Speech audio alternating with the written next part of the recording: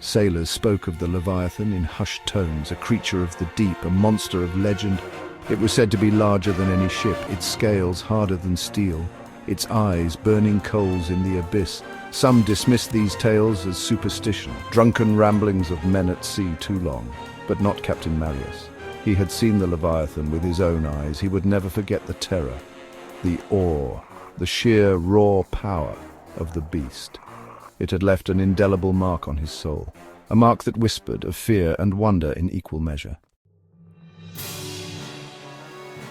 The storm siren, a sturdy galleon, cut through the waves. Salt spray stung Captain Marius's face. He gripped the railing, his gaze fixed on the horizon. The sea was a churning mass of grey and green. The wind howled like a banshee in the rigging.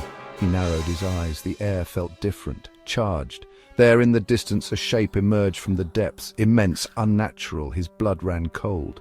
The crew fell silent. Fear etched on their faces. They had heard the whispers. They knew what awaited them. The Leviathan was real. The shape grew larger, a colossal form beneath the waves. Its scales shimmered like 1,000 shields. Its eyes, two glowing orbs, pierced the gloom. The Leviathan. Marius had never felt so small, so insignificant. The creature dwarfed their ship. It could crush them with a flick of its tail. He wanted to scream, to run, to hide, but he was frozen in place.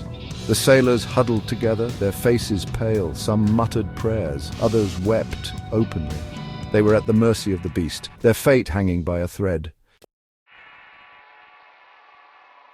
The Leviathan rose from the depths, a mountain of muscle and scale. Its jaws gaped wide, revealing rows of razor-sharp teeth.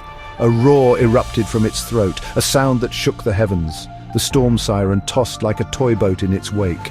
Marius clung to the railing, his knuckles white. He closed his eyes, bracing for the end. But the end did not come. He opened his eyes. The Leviathan was gone, vanished beneath the waves as quickly as it had appeared. The sailors stared in disbelief. They were alive. They had survived the encounter.